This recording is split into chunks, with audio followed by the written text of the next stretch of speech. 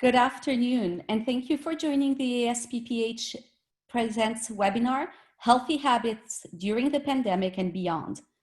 My name is Hala Madanat. I'm the Director and Distinguished Professor at San Diego State University School of Public Health, and I'm very happy to moderate this session. Over the last 3 months, all of us have been thrown into a new reality where our normal routines have been turned upside down. You hear about Quarantine 15, reflecting weight gain brought on by changes in our food, exercise, and sleep schedules.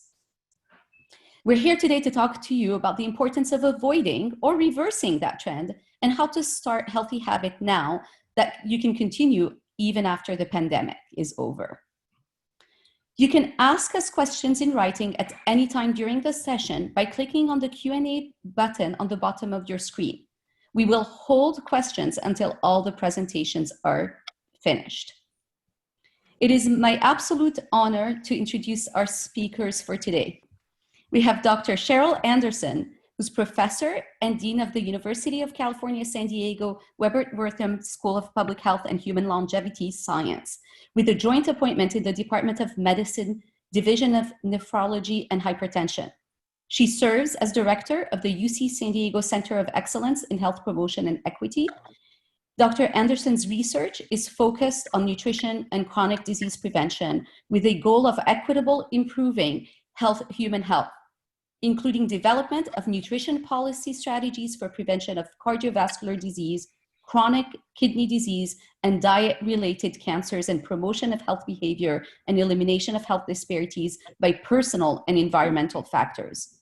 Dr. Anderson has served on the Pan American Health Organization Technical Advisory Group on Cardiovascular Disease Prevention through Dietary Salt Reduction, the National Academy of Medicine's Food and Nutrition Board, and the 2015 U.S. Dietary Guidelines Advisory Committee. She's the chair of the American Heart Association's Council of Epidemiology and Prevention and immediate past chair of the American Heart Association's Nutrition Committee. She currently serves on the editorial board of Circulation. Dr. Anderson was elected to the U.S. National Academy of Medicine in 2016, and she's one of my dearest friends, and I'm so glad she was able to join me today. We're also joined today by Samantha Binkley, who's a certified health coach based in San Diego, California, who teaches healthy cooking classes and founded Healthy on You, an organic spice blend company. Her passion for pursuing a healthy lifestyle and healthy cooking inspired the development of her organic spice and salt blend line. Sam began her journey by teaching healthy cooking classes in 2015 with group classes open to the community. Always a spice lover, she would include spice blends in her recipes as a way to add more flavor and healthful benefits to her dishes. When clients kept asking for more, Sam began to manufacture and produce her own line that is sold online and in retail stores throughout Southern California. Since the start of the pandemic, Sam has taken her classes online to teach the masses the benefits of healthy cooking while staying home. Thank you both for joining us, and now I turn the time to Dr. Anderson to begin. Good morning, everyone, and thank you so much, Dr. Madanat, for this opportunity to be with you this morning and for us to be able to have this conversation with college students all across the country and from other parts of the world. I'm also so happy to be with Samantha Binkley, who's also a good friend of mine, and I feel like the three of us are sisters in a quest to really improve health, nutrition, habits, and behaviors across our region and across our globe. So this is really a big treat for me. So we're here today to talk about how do we stay healthy during a pandemic? We know that we have had now roughly 16 weeks of exposure to a highly contagious virus. We've learned quite a bit about the importance of washing our hands, for 20 seconds at least, singing happy birthday, repeating the ABCs, doing it very well, and ensuring that those hands stay out of our mouths, our noses, and our eyes.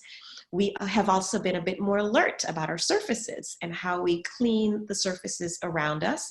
And importantly, we've learned that social distancing and covering our faces are new behaviors and new habits that can help us interrupt transmission of SARS-CoV-2 from one person to another. So on top of those behaviors, today we're going to talk a bit about some of the things that have been really at the cornerstone of good health for quite some time, and that can continue to help us while we go through this pandemic. So sleep, eating well, getting enough activity, and ensuring that we have the proper social connections that will allow us to be in good habits while we experience this very difficult time. I also want to say that these are behaviors that when we establish them in our youth, the chances of us holding on to them and finding them easier to execute when we get older are better. So there's no greater time than, right now in the prime of your young adulthood to really be thinking about how to do this.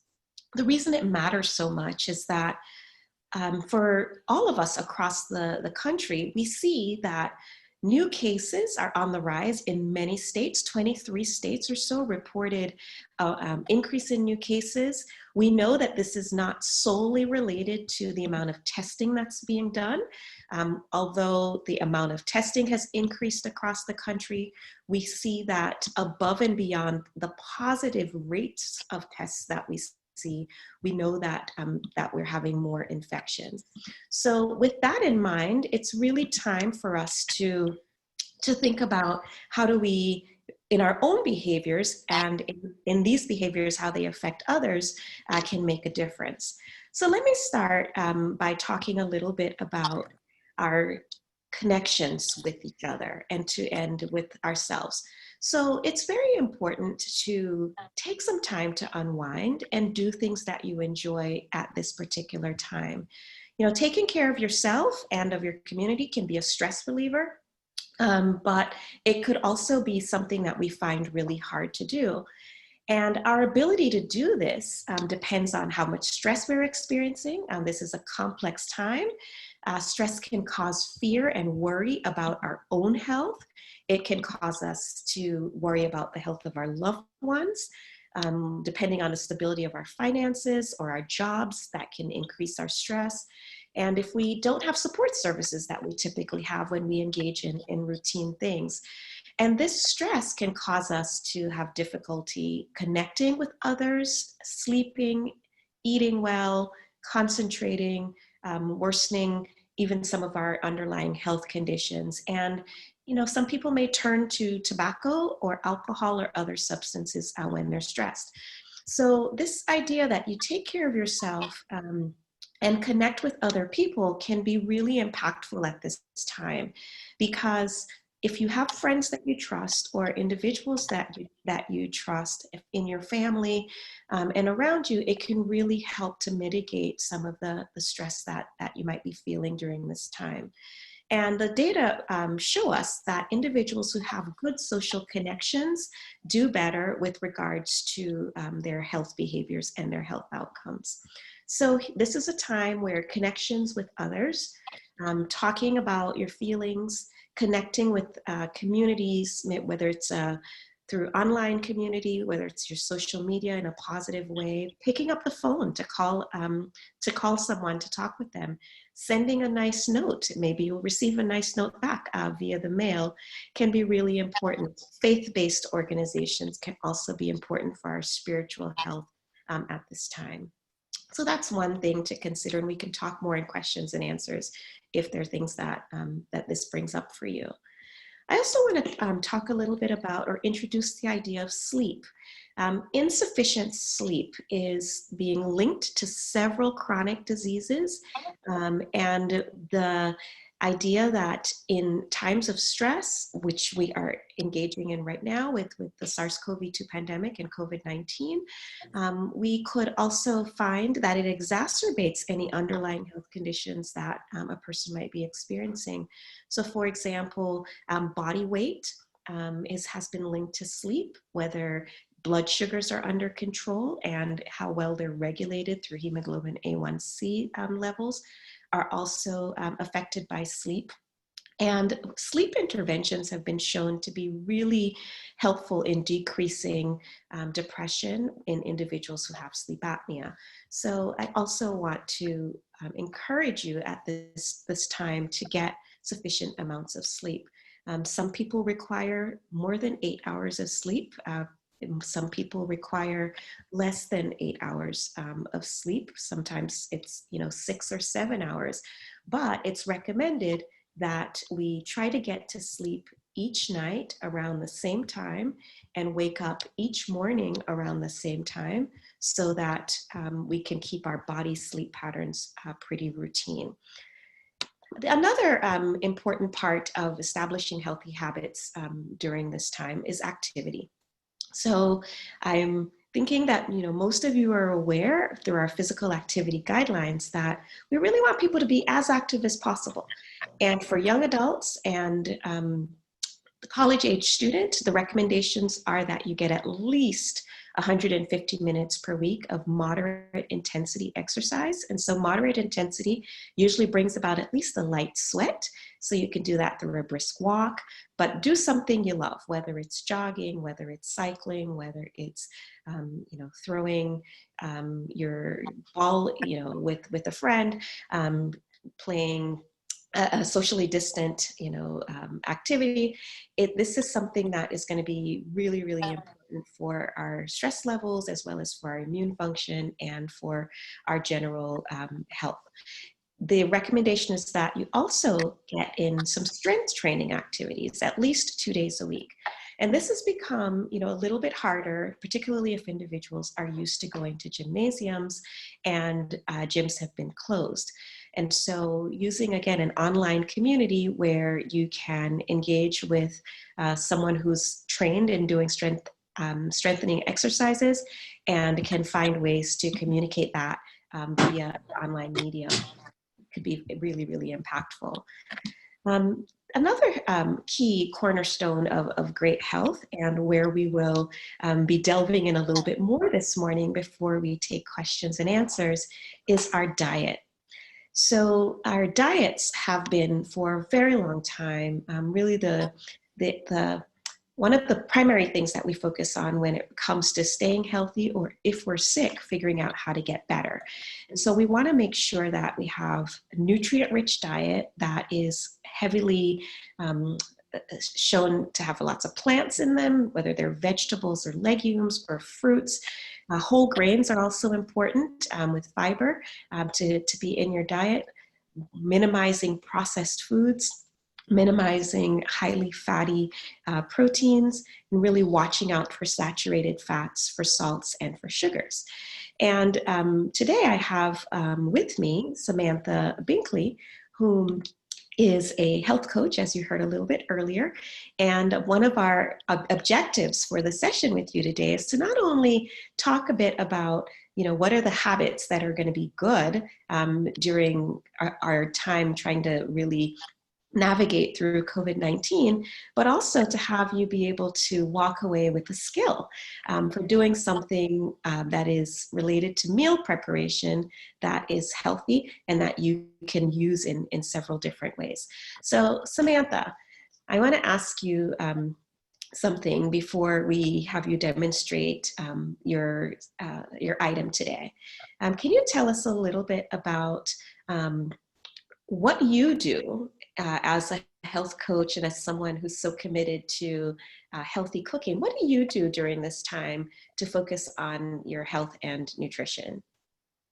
Thank you, Cheryl. And hello, everyone.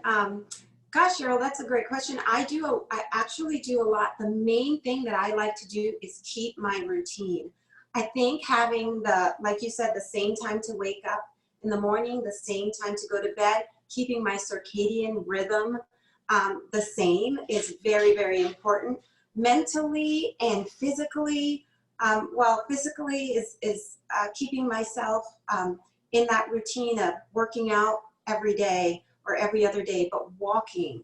I take long walks in the evening when I'm finished working and finished all of my daily activity. I go out and I walk my neighborhood.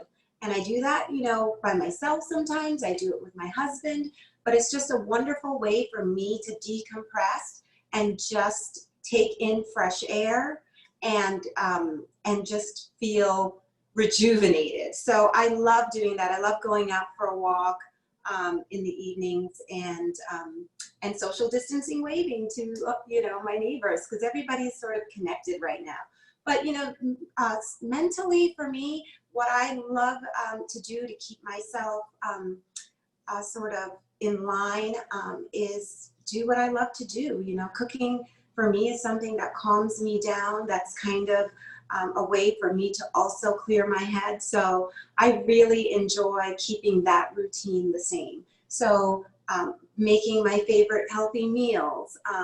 Also, I've begun to, since the pandemic, do online cooking classes, which keeps me connected to my community.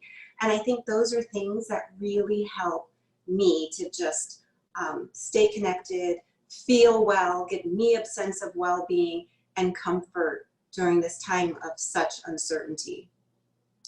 Yeah, can you tell us a little bit more about being in your home? So, many of us have been at home now for about 4 months. And what have you been doing differently, just in the home with regards to more healthful habits?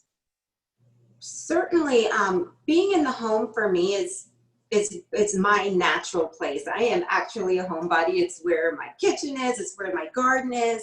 But yeah, I've been spending a lot more time outside. I'm lucky and blessed to have a garden that I tend to every day. It gives me a sense of calm. It gives me a sense of peace.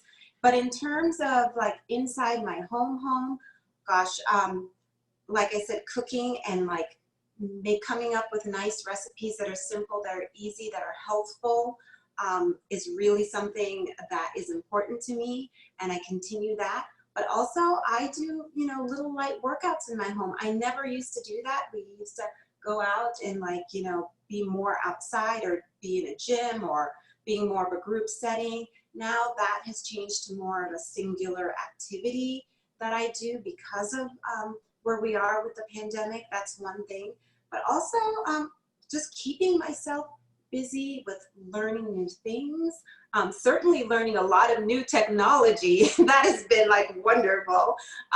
Reading books, keeping busy is the key to my mental health. So just getting out there and just learning new things, doing new things, and making myself feel productive in that way. And you have a relatively college-aged student in your home, so you get to really see what the college-aged student experience is like at this time, and it's interesting because many of the tips that you just mentioned, sleeping well, making sure that you are getting some form of exercise, strength training, as well as being outside and doing some brisk type of activities, even though we're socially distant. Also thinking about, being connected, right? You have the ability to wave to others, to say hello, but you're ensuring that you're making those connections. And I think everyone that's listening in today can probably find some nuggets within that. Now, you mentioned that you've been coming up with some new recipes. So I know you're going to share a recipe with us today and walk us through one of the things that we can do to ensure we have a nutrient-dense diet. We're going to look at something that can be used in multiple ways.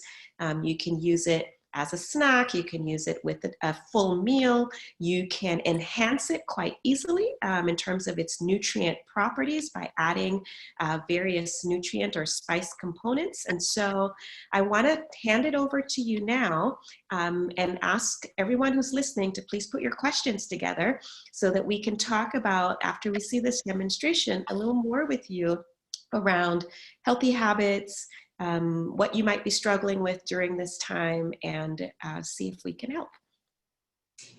Wonderful. So thank you, Cheryl. So what we are doing today is we're making a basic recipe for hummus. And it's the perfect recipe for college-age kids. I know this from my daughter, who in college made this all the time, and I taught her different ways of how to make this recipe. and make it come alive with fresh herbs, with spices, and be different every single time. So most college students, or some, have access to a blender. And if you do in your dorm kitchen, or if that's something you have in your living kitchen situation, that is what is needed for this recipe. And I think it just makes things easier. Hand blender is a substitute. If you have a little mini bullet or something you make smoothies with, that also works. This is just a bigger unit because I have I teach classes, and so I need something much bigger. But smaller blenders or processors work really good. So just use what you have. But the recipe for hummus that I'm making is very simple. It has about 6 basic ingredients, and some of them you can omit, or 2 of them you could omit and just have it very basic. Or we can add herbs, we can have add spices, and so on. So the recipe is simple. It calls for a can of chickpeas, drained and rinsed well, and that's right here. So chickpeas right here, about a 15-ounce can. It calls for the juice of 1 lemon, which is about a 1/4 cup of lemon juice, a 1/4 cup of really good olive oil. Trader Joe's or any of those stores have good olive oil at a reasonable cost. Tahini is fabulous, and it's great for this. Can everyone still hear me? Sam, we can't see you anymore. Okay, hang on. I can hear you. You can hear me? Okay, hang on. There we go. Something happened with my video, I'm sorry. No problem.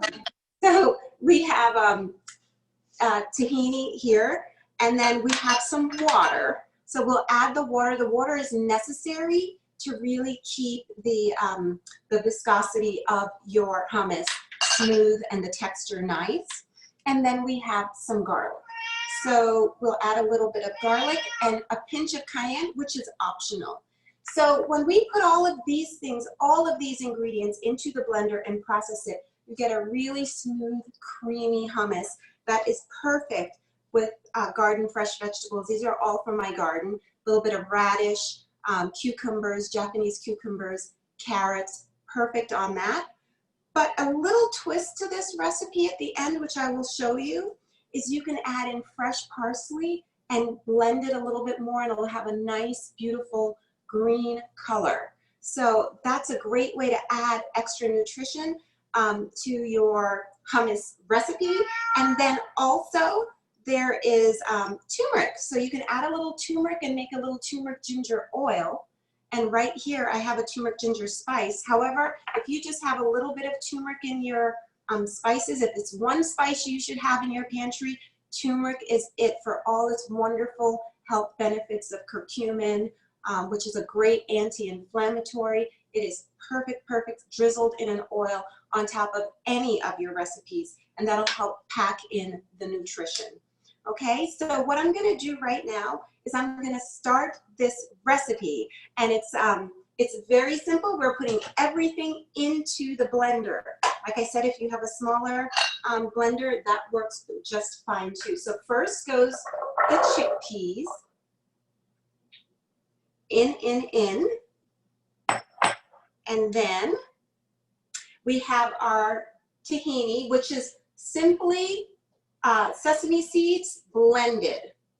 So if you want to make your own tahini, that's all it is. Sesame seeds, whole roasted sesame seeds, and then you just simply put it in a blender and process it into a paste.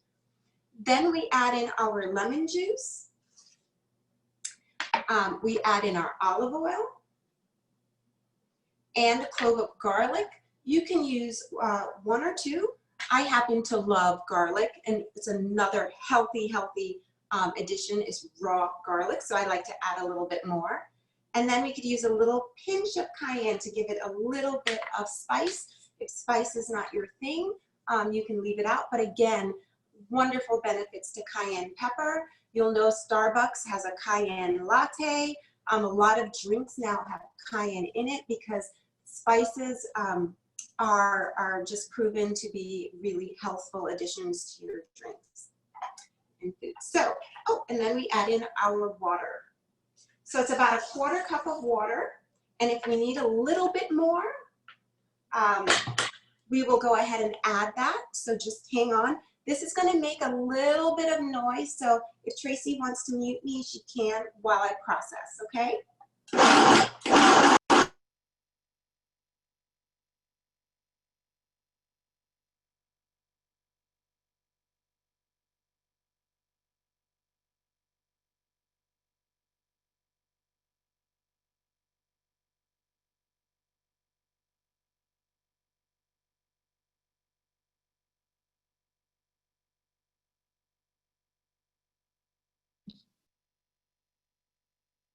While Samantha's processing, you can see just how easy it is to pull something that is so rich in nutrition into a possible meal here. So you'll see what you'll end up with in a moment.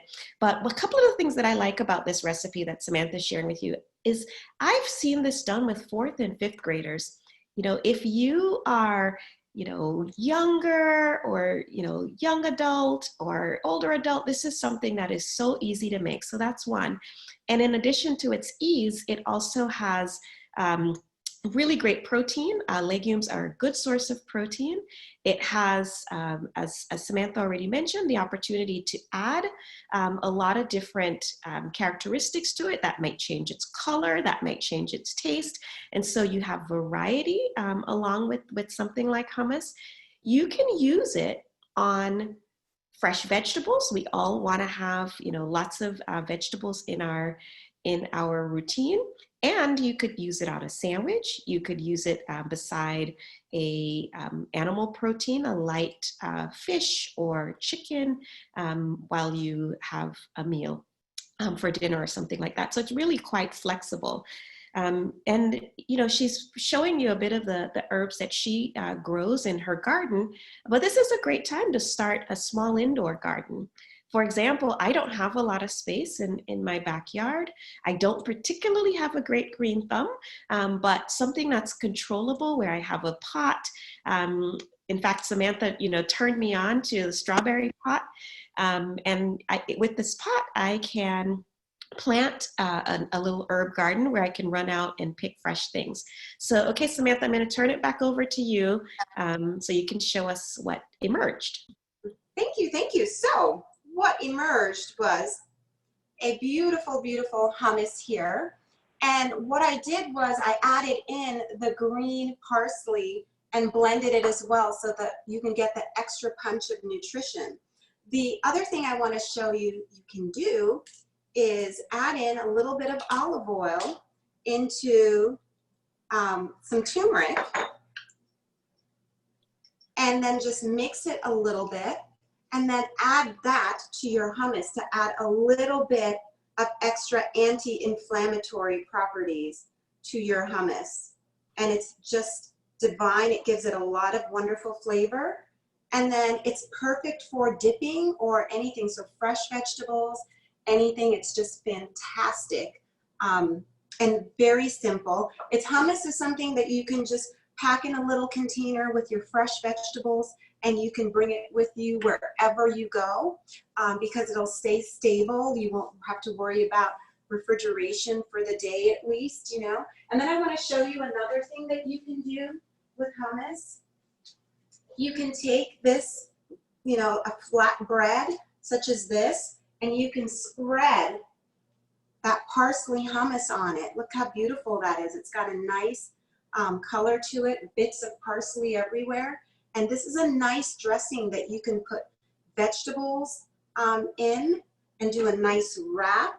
I have cucumbers here, but you can just do a nice cucumber wrap, or you can add any kind of other protein you'd like in it, tofu, or if you are a meat eater, some slices of chicken, and just have a nice little wrap to go. And you can have this. This is healthy. This is nutritious, and like Dr. Sanders said, you can definitely use this and have this, anytime. Yeah, and what I like about it is it's a beautiful plate, which will often, attract people to it. You can serve it alone. You could serve it with friends. Like that's something that I could see you easily multiplying along. Yeah. Have your friends over. Have your friends over and share. Everybody loves a crudité platter. And it's great for dips. It's a little bit, I would not encourage a lot of sharing right now. Right. Right now we're socially distant, but students will often live in circumstances where they have their little, family. It's your living situation. Many people are still renting spaces together and they're quarantining together. And so these are ways that you can just up the nutrition a bit in the living space. Absolutely. And what else? I like to add different things to this. So hummus is such a great base. So if I have roasted beets, I will throw them in. They're nice and soft already. Or boiled beets. There's stores that sell them already, vacuum packed beets, so you don't have to do any cooking or anything. You just open the package and put the beets in, and you can have a beautiful pink color, but antioxidant packed snack, and just transform something so basic as hummus into something that is just highly, highly, highly nutritious and simple to make with very small changes and small additions. So that is the recipe, simple, delicious, and healthy. And if you have any questions or anything you would like to ask, I would welcome that and appreciate it. That's fantastic. Thank you so much. So this is our time. We're telling you that the foundations of healthy habits are great to establish early. The earlier you do them, the easier they get throughout your life. The more you'll prioritize them, because the way you feel when your habits and your foundation is strong is so much better. And so you'll, essentially try to gravitate toward that. So sleeping, making sure you have a good amount of activity, that you're trying to meet guidelines or doing as much as you can, eating well, trying to, again, approach our guidelines for lots of good nutrient-dense foods, and being connected, ensuring that we take care of not just our physical health, but our mental and our spiritual health as well. So Dr. Madanat, we will turn things over to you so that you can facilitate the questions that those who are attending might have. Great. Thank you so much to both of you. We do have some audience questions, and as a reminder to our audience, please use the Q&A button at the bottom of your screen, and we will answer as many of the questions as possible. So the first one's for Samantha. Can you please list your top 5 foods for a strong immune system?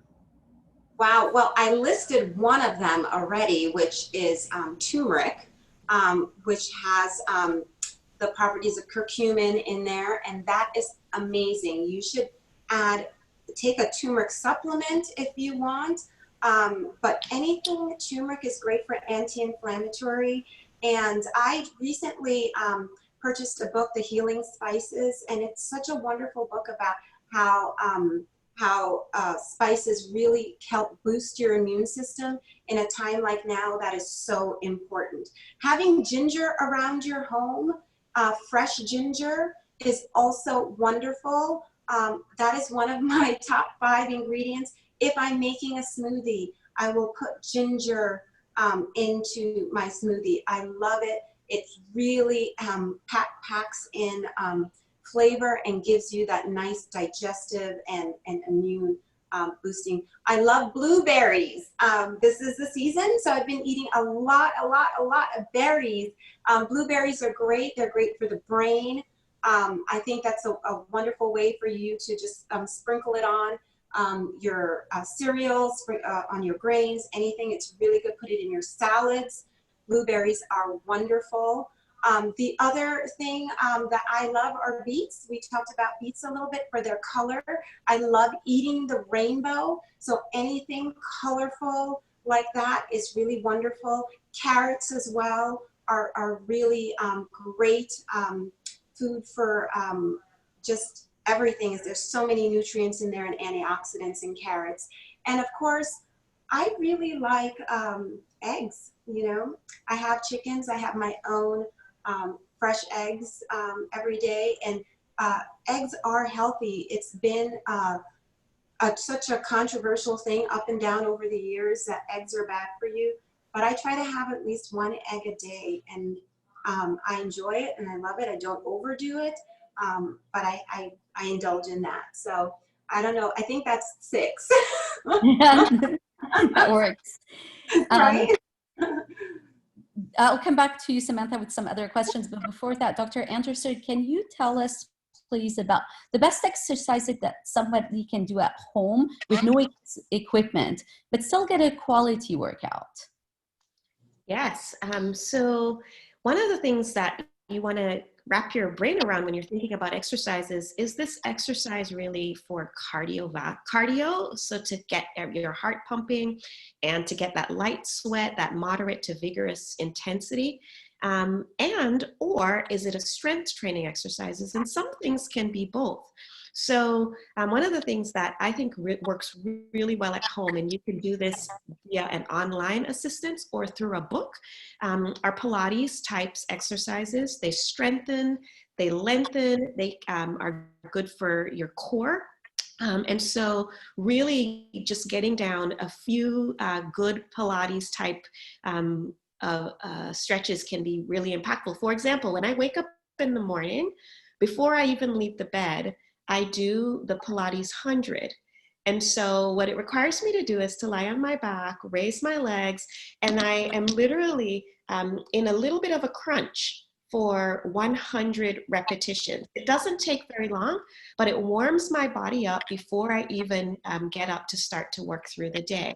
Some of the good old-fashioned things that we used to learn in physical education when I was a kid and they taught us PE, push-ups, planking, right? Really using your body weight as the resistance that you might need to have a little bit of strength training while you're in the home. The other thing is look around the house for common household items that have a little bit of weight to them. Look in the pantry, see if you have something that you can lift, a gallon bottle of water, for example, that can help you as you do your bicep curls or your tricep workouts. And so just really think creatively. You don't have to go out and buy fancy things. You can use your own body and its resistance as a way of strengthening, lengthening, and developing your core strength. And you can use typical household items. Great. A follow-up question, can you tell us a little bit about the role of mindful meditation and how long it's needed for? Yeah, that's such a fantastic question. So, you know, as public health practitioners and those of us who are engaged in coaching people around health, we know that it's not just your physical health that matters. It's your mental health and your spiritual health as well. And those dimensions of ourselves need attention. The data around mindfulness and meditation has really built over the last 10 years or so and shows that time in meditation that looks differently for different people, whether it's a 5-minute moment of mindfulness or a 5-minute meditation exercise has actually great benefits in terms of calming people, helping them to feel less stressed, and reduction in depressive symptoms. In a time like this, when we have so much on our minds and so many different things to balance, I think that trying to incorporate just moments of mindfulness, if you find it difficult to come up, you know, to 5 minutes, can be also quite soothing. Some of you may have devices like your smartphone or your smartwatch or another smart device that might actually prompt you. It's time to breathe, right? And it gives you that breathing rhythm, time to inhale, time to exhale. Simple activities such as that can really be impactful in steadying our minds, connecting us with our spirits, and just allowing us to remember that it's more than just the physical throughout our day that we should be focusing on. Wonderful. Thank you so much for that. Sam, can you tell us about low-carb diets? One of our attendees says beans have a lot of carbs, so I've been avoiding them. And you Okay, so that's a very good question, and it's actually a loaded question. There's some people who follow low-fat diets and some people who follow low-carb diets. I don't particularly follow any specific diet because I try to eat a balanced diet. So I don't avoid carbs in my diet. And there is proof out there, lots of research, that low carbs versus a low lean Mediterranean diet over a period of a year, there's really no significant difference. And actually the Mediterranean diet, which is low fat, healthy oils, healthy fats, actually is a better diet long term because it's easier to live with for a longer period of time. So for instance, these beans, they have protein in them. They do have carbs, but yes, they have protein. If you're on a keto diet, it's something that people tend to do for 2 to 3 months, but it's very hard to keep up that lifestyle over a long period of time. And so therefore more people tend to put back on the weight they gain. But initially you will see some kind of weight gain, but nutritionally, I think beans should be in everyone's diet. They are so good. They're a low cost food, first of all. So people, you can really make beautiful meals at a reasonable cost using beans and legumes. It's just, if you're doing that diet, then you're doing that diet. But for me, it's what I can do long term. And I can eat healthy fish, I can eat vegetables, I can eat hummus like this, and still be within my ratio of good health and healthy fats and healthy carbs and grains. Great. So you spoke to this already a little bit. You mentioned it in your response, but I'd love more in-depth discussion about the healthiest oils and fat to cook with. We have a question specifically. Can you talk about seed oil and are they dangerous, or what do you need to know about seed oils or other healthy fat and oils? So healthy fats, let's categorize it. Healthy fats is olive oil. Avocado oils are healthy fats. You can get healthy fats from foods like avocados, have really healthy fats. They're high in fat, but it's a healthy, good for your heart fat. Like I said, olive oil, and I use a lot of avocado oils. Oils you want to use sparingly, vegetable oils, peanut oils, even coconut oils. Those are very high in trans fat. They are great at high temperature, but not necessarily what you want to integrate into your daily diet. Healthy fats, the best, olive oil, and the most accessible, and then olive oil, and then avocados. The rest of them, sparingly, or eliminate them if you can. I happen to love sesame oil a lot, but when I'm cooking with sesame oil, toasted sesame, I use a teaspoon, and then the rest of the oil that I use or mix it with is a flavorless oil like a grapeseed oil or something like that, and I mix them. But you can't, those oils in high volume in your diet are not heart healthy. And Sam, I like what you're saying with regards to, really making sure that it's sustainable, whatever, activities you engage in terms of developing your habits, and that you're thinking in this case about the saturated fat component of whatever oil that you choose. You said that so beautifully. It's a sparingly is how we think about oils anyway. And so the data around these oils are best for olive oil because the Mediterranean diet has been studied so thoroughly in Europe and other parts of the Mediterranean. And right now we have in the US a diet that tries to mimic a bit the Mediterranean diet, known as the optimal nutrition intake diet, Omni carbohydrate, Omni heart. And those diets show exactly what you're saying, Samantha, when they are adhered to in public health human nutrition studies, that we want to make sure we use them sparingly. We want to definitely look at the trans fat and the saturated fat component of any oil that we engage with. Can we fry with olive oil? You can. I do. I bake with olive oil. I don't do a whole lot of frying, but when you do, if you want to saute, for instance, I'll take cherry tomatoes and put them in a little bit of olive oil, saute them with some seasonings and a little salt and pepper. And that is just a wonderful way to get your healthy oils.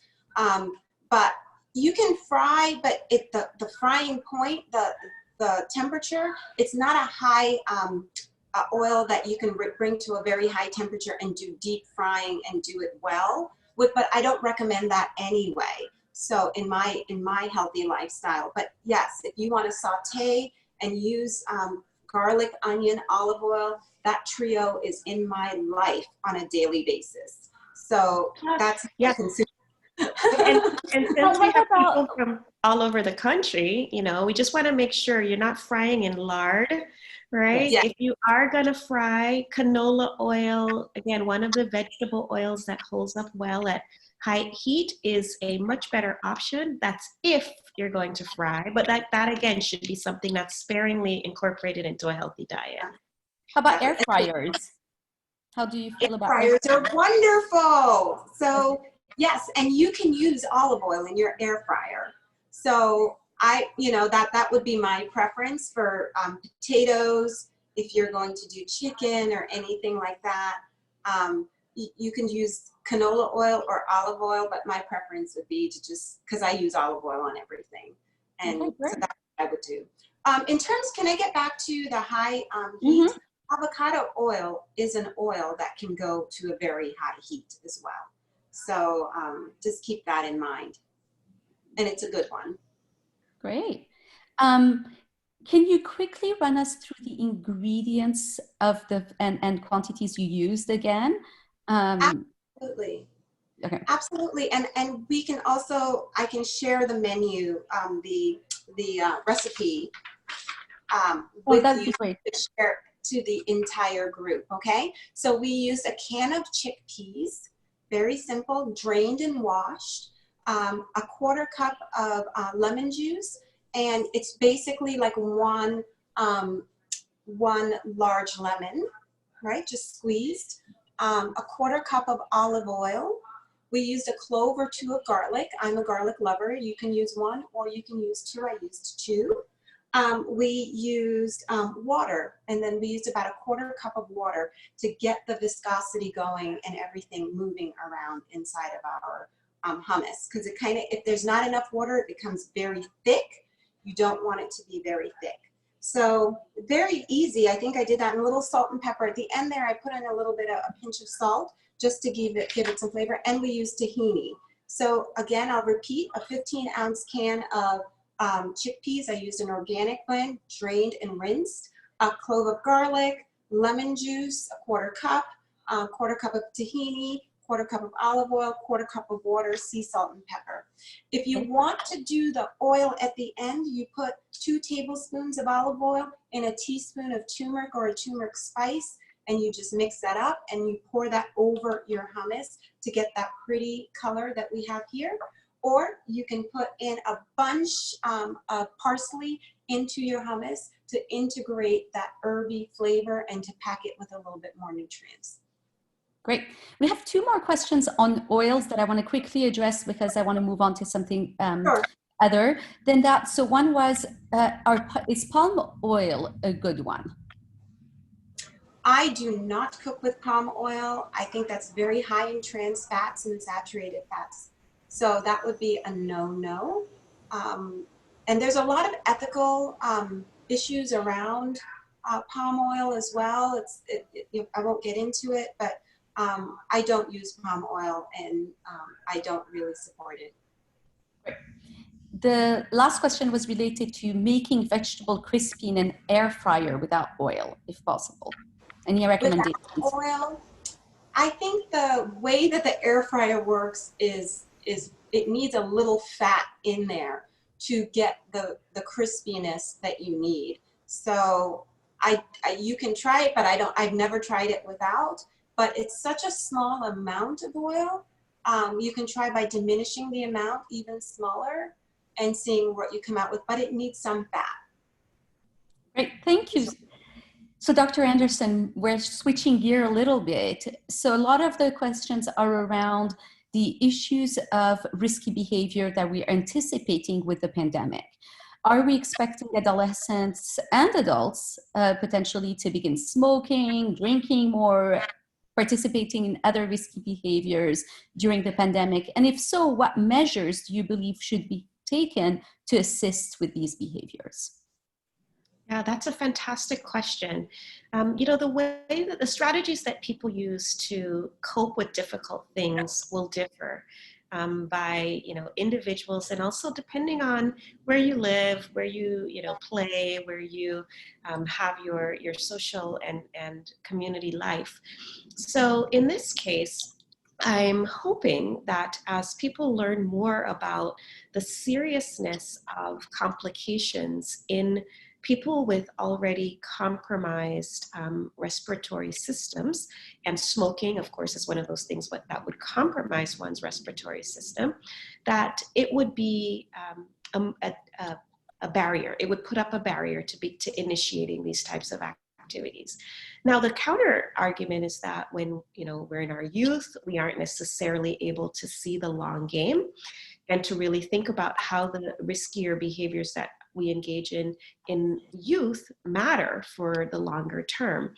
And so in this case, we really need to raise awareness, and we need to provide people with options, because awareness alone isn't going to necessarily stop the behavior from happening, but awareness can at least serve as a foundation for why it is that you don't want to initiate these kinds of behaviors. So focusing quite a bit on making sure people understand what the issues are, that SARS-CoV-2 is a respiratory infection, and SARS-CoV-2 and the sequelae of it worsen in people who have background conditions that are related to our vessels, which are many of the chronic diseases that we experience, as well as we see worse outcomes in people that have other underlying health conditions. So that's the first. Then the second is, really thinking about what else could you be doing instead of the riskier behaviors. And so I would encourage us to think about really trading off the healthier behaviors for the riskier behaviors. So if one thinks to initiate smoking because they're stressed, give exercise a try. Exercise really does boost the endorphins, gives people this sense of glee and joy and really sort of control that few other things can. And so similarly, a great exercise routine that is supplemented with a good support system. Again, feeling stressed, need something to do, instead of picking up, a drug or a pill or a cigarette or, something along those lines, really establishing good, strong relationships with others, having a friend that you could trust, having, people that you can go to a book club or a guys group or something along those lines. We also want to make sure that our eating and our sleeping is in line, because these things, they form a package that there's really no drug out there that can beat when these things are operating well in your life. Wonderful, thank you. So you led us perfectly into the next question around sleep. So a lot of people have been struggling with sleep since the coronavirus started. Do you have any tips for falling asleep or how to get back to sleep when a person wakes up in the middle of the night? Yeah, so there have been quite a number of research studies on this lately. And I know you're not going to want to hear this because it's hard for me even, but getting off the device before you get into bed and before you want to fall asleep has been shown to really ease that transition into sleeping. Someone brought up earlier the idea of meditation, finding some place to focus your mind that's calm, that really centers and reduces the focus on all of the things that happen during the day or all of the things that need to happen tomorrow, and just brings you into a place of calm and readiness for the night ahead. That can help to get one to sleep. It can also help if you've awoken from your sleep and need to go back into sleep. Wonderful. And to wrap us up, any suggestions on healthy snacking now that we're all hanging out around the house all day, around a lot of food that we may not want to be tempted with all day? Any suggestions for good little snacks here and there? Yeah, maybe I'll start and then I'll ask Samantha to throw some in as well. So one of the things that I think is fun about our diets and what is good to do right now that we're at home is to think about foods differently. So for example, I think the recommendation to have at least 5 servings of fruits and vegetables per day, it was a lot less approachable for me until I started to do it first thing in the day. So I like to do the hard things first. It's one of the principles that I adhere to when I take on a new project or I try to get through my day. So I'll have a salad for breakfast. And it's amazing, you know, if you just think, wow, okay, I've got to get those fruits and vegetables in anyway, why not start off the day with a beautiful green, you know, a salad. Now, that means I've checked that box, but I also want to make sure that I have, you know, good, healthy, solid plants throughout the day. They can be plant proteins. They can be, you know, plants that add just good old-fashioned nutrients into the diet. So nuts are another great snack. Make sure they aren't salted heavily, but they can be, you know, flavored, herbed. But nuts are, a handful of nuts are, for me, a really good packed snack. Some people like eggs as a snack. Again, thinking of a traditional food in a different way. A boiled egg, keeping in mind, you know, where you're getting other sources of saturated fat from in your diet could be a wonderful way to stave off a craving and meet a nutrient need. Sam, any addition? Yes, I have one thing. I think healthy snacking at home while we're all homebound really starts at the supermarket when you're shopping. So when you're out there trying to think about, okay, what do I want to eat this week? Try to keep your focus on the healthier things. Shop the peripheral of your grocery store. That's the fruit and vegetable aisle, just like what Dr. Anderson just said. Just peruse around the perimeter. So you want to stay away from the middle aisles of processed foods and snacks and chips and all that other, those other things that just don't do anything for your health in the middle of the day and don't help you check off those boxes. So when you're out, make sure you're loading up on your fruits and vegetables. Shop the perimeter. If you eat dairy, get your yogurts. Those are great snacks with vegetables on top of them, or fruits. So peaches, plums, anything, just slice them, put them on top of yogurts. Greek yogurt is really excellent for you. And then just do not go in the center. I avoid the center of the grocery store aisles because those are where the refined foods are. So that is my 2 cents. It starts even before when you're out shopping. You have to be focused. Make a list. I want to get, you know, dry roasted almonds. I want to get pine nuts. I would like to get, you know, seasonings and spices. I would like to get vegetables. This is what I want to carry me through my week on my healthy snacking. So that'll help keep you focused. Well, I want to thank you both for being with us this afternoon and for sharing your expertise with everyone. I also want to thank our participants for their attention, their thoughtfulness in asking the questions today. The presentation has been recorded and will be available on our ASPPH website soon. I want to take the opportunity to also thank the generous supporters who have helped make these programs and webinars possible. Thank you everyone for being with us. This concludes today's webinar. Thank you all for joining. Thank you. Thank you.